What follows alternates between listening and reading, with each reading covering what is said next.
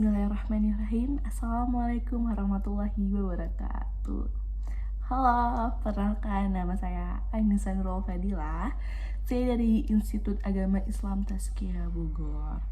Oke, saya di sini akan berbincang-bincang nih mengenai makosid syariah.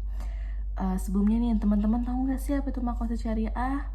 Nah, terus konsep pemikiran makosid syariah tuh kayak gimana ya? Terus makosid syariah itu dibagi apa aja sih? Terus makosid syariah penerapannya dalam ekonomi Islam, dalam keuangan syariah itu kayak gimana ya? Sama ada kritik atau saran gak nih ya buat makosid syariah nih terhadap ekonomi syariah atau keuangan dunia nih? Oke, mari kita kupas di video saya. Oke.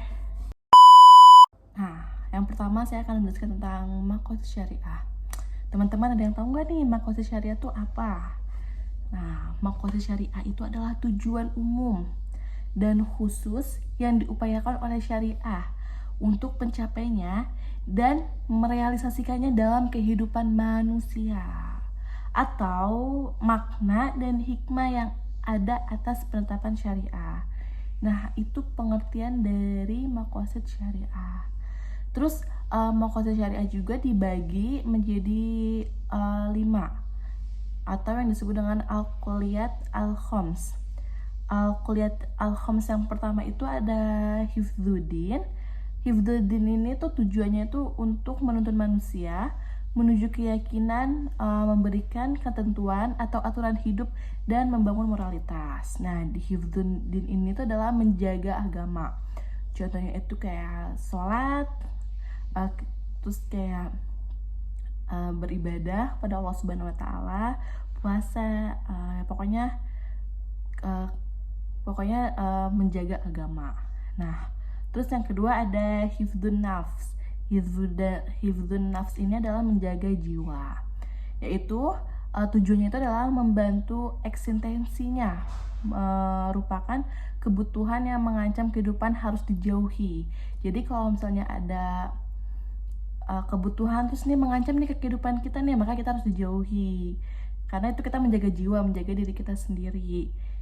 Kayak kita makan makanan yang sehat, itu kan kita menjaga diri kan, seperti itu.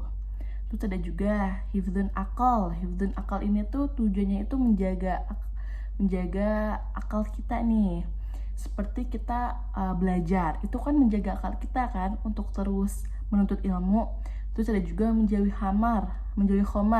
Nah, khomar itu kan merusak akal kan, maka kita harus menjauhi khomar tersebut.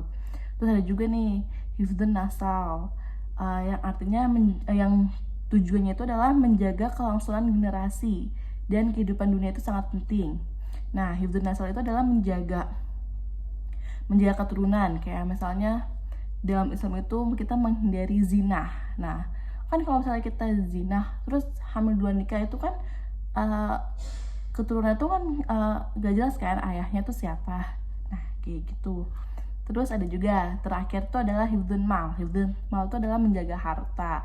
Ya kayak kita punya harta nih, terus harta kita tuh dijaga. Maksudnya bukan dijogain kayak gitu ya, tapi misalnya kayak harta ini diperoleh itu dari mana, haram atau halal. Terus misalnya kita udah punya harta nih, harta kita tuh bayar zakat atau sedekah atau enggak gitu.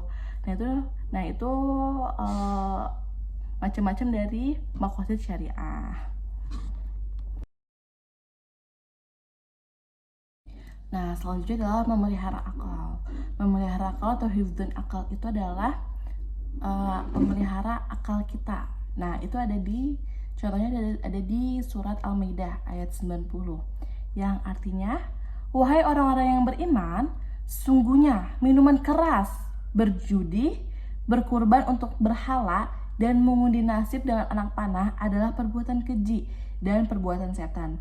Maka jauhilah perbuatan itu agar kamu beruntung. Terus ada juga nih lanjutannya, Al-Maidah ayat 91. Dengan minuman keras dan judi, setan hanyalah bermaksud menimbulkan permusuhan dan kebencian di antara kamu dan menghalang-halangi kamu dari mengingat Allah dan melaksanakan sholat. maka tidaklah kamu mau berhenti. Nah, maksud di sini adalah kita menjauhi minum-minuman hamar. Kan hamar itu adalah merusak akal kan? Maka kalau kita ingin memelihara akal, maka kita jauhin konsumsi yang merusak akal.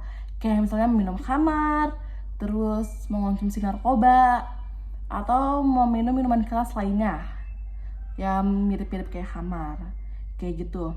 Nah ini kan untuk memelihara akal kita agar sehat kan, agar gak rusak. Terus ada juga selain menjauhi yang merusak tuh kita menambahkan ilmu untuk akal kita. Seperti di surat Al-Alaq, yang kan di surat Al-Alaq itu kan malaikat Jibril tuh menyuruh Nabi Muhammad tuh untuk iqra, membaca. Nah kita juga dituntut untuk menuntut ilmu agar akal kita tetap jalan nih. Iya sih, kita udah menjauhi hamar tapi kita nggak menuntut ilmu, itu kan sama aja akal kita bakal jadi bodoh kan, kayak gitu. Terakhir adalah hifdzun mal atau memelihara harta. Nah di sini tuh memelihara harta nih, harta kita tuh yang tadi udah saya jelaskan, harta kita tuh halal atau haramnya, kayak gitu kan. Nah kita juga harus jaga harta kita nih untuk dijauh-jauhi dari riba. Nah memelihara harta ini ada di surat An-Nisa ayat 29 yang artinya, wahai orang-orang yang beriman, janganlah kamu saling memakan harta sesamamu dengan jalan yang batil, tidak benar, kecuali dalam perdagangan yang berlaku atas dasar suka sama suka di antara kamu. Dan janganlah kamu membunuh dirimu, sungguh Allah Maha Penyayang kepadamu. Di sini adalah kita jangan memakan harta sama dengan jalan yang batil atau tidak benar. Ya contohnya itu adalah korupsi ya. Korupsi kan memakan harta nggak benar kan. Dan terus perdagangan juga nih ya, yang berlaku atas dasar suka sama suka.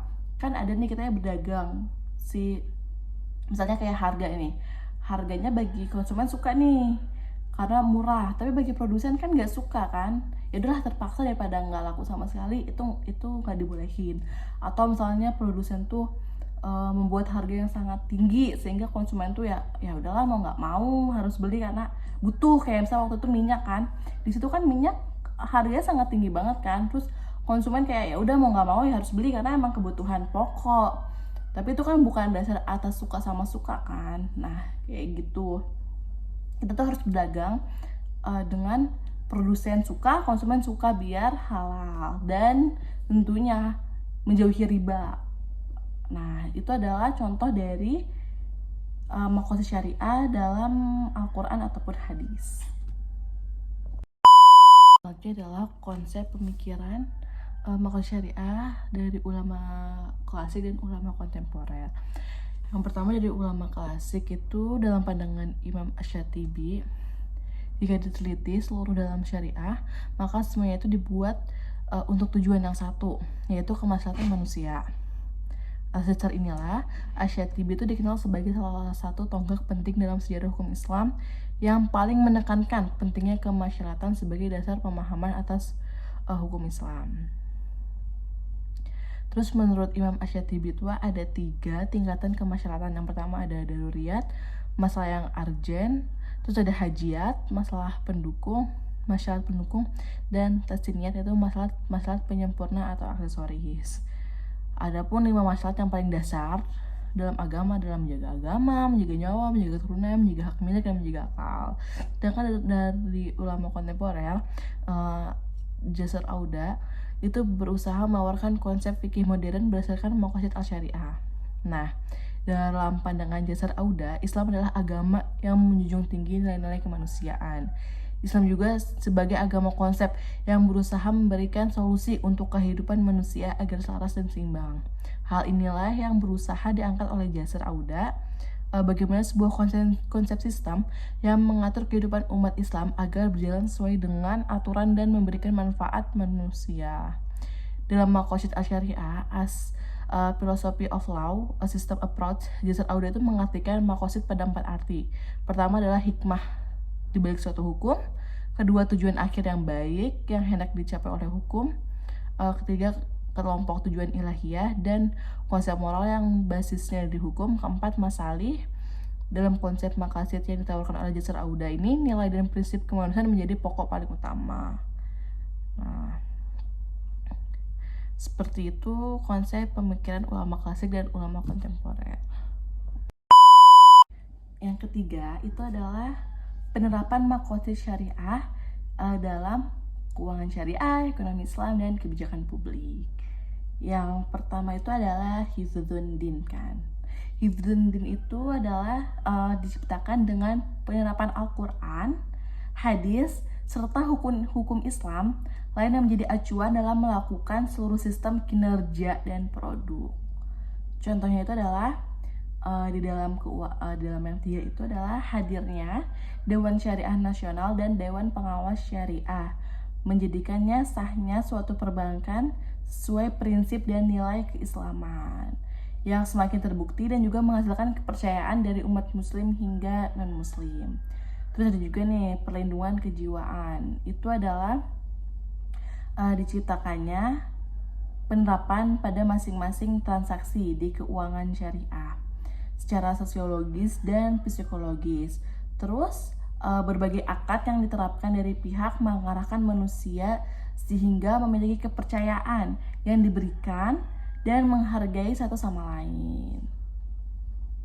Selanjutnya itu diwujudkan juga melalui pihak yang memiliki kepentingan, baik pengguna dan perbankan dalam menemui pengguna yang ditekankan untuk memiliki sikap, pakaian, dan komunikasi dengan santun dan sesuai dengan ajaran Islam yang diterapkan pada nasabah. Nah, di sini tuh nasabah dan para pegawai keuangan syariah dan pegawai keuangan syariah. Sudah juga nih perlindungan akal yang terhadap penggunanya dan pihak-pihak keuangan syariah atau yang kerja di keuangan syariah ini diwujudkan karena diharuskan untuk senantiasa mengungkapkan seluruh rincian tentang sistem produk, contohnya itu produk di bank, dari pihak perbankan dan tidak diperbolehkan untuk menutupi barang apapun.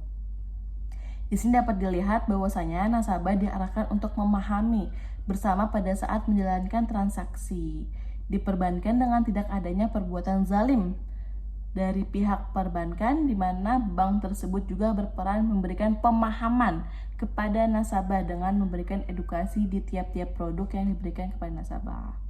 Terus ada juga nih perlindungan harta, yaitu diwujudkannya secara pasti pada masing-masing produk yang dibuat oleh perbankan sebagai bentuk upaya dalam memelihara dan menempatkan dana pengguna dengan efektif serta halal dan juga dibolehkan dalam mengambil profit secara adil dan juga dilihat berdasarkan implementasi dari dalam sistem zakat yang memiliki tujuan dalam membenahi harta nasabah dengan terbuka dan bersamaan. Terus yang terakhir adalah sebelum terakhir. Terus ada juga perlindungan turunan, yaitu diwujudkan dengan menjaga 4 komponen di atas. Maka jaminan dana nasabah dipastikan halal dan menghasilkan dampak untuk keluarga, kerabat, dan lainnya dalam memberikan nafkah dari hasil dana tabungan tersebut. Nah, itu adalah penerapan makosid syariah dalam keuangan syariah atau ekonomi Islam. Kritik penerapan makosid syariah dalam dunia ekonomi atau keuangan syariah. Nah, di sini tuh adalah kritiknya itu adalah kadang teori makosid syariah itu udah bener nih dimasukin dalam keuangan syariah. Namun kadang ada beberapa oknum yang cuman kayak teori doang nih di makosid syariah. Iya, akadnya sesuai dengan Islam kok, ini kok. Tapi penerapannya tuh kadang masih bertentangan dengan Islam. Nah, kayak gitu kan. Oke, akhir kata dari saya. Mungkin masih banyak yang salah-salah kata dari saya atau penyampaiannya itu kurang baik, karena manusia tidak luput dari kesalahan kan. Dan saya pun masih belajar. Jika ada kata-kata yang salah atau ada materi yang salah, mungkin kalian boleh benarkan di komen. Nah, biar kita sama-sama belajar. Oke, akhir kata dari saya. Assalamualaikum warahmatullahi wabarakatuh.